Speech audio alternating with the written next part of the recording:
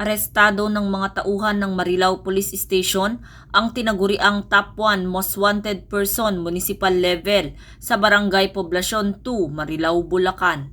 Nagsilbi ng warrant of arrest ang naturang istasyon na inisyu ni Honorable Elenita N.E. Makatangay Alviar, Presiding Judge, 3rd Judicial Region, Regional Trial Court, Branch 121, Meycauayan City, Bulacan para sa kasong murder na walang inirekomendang piyansa.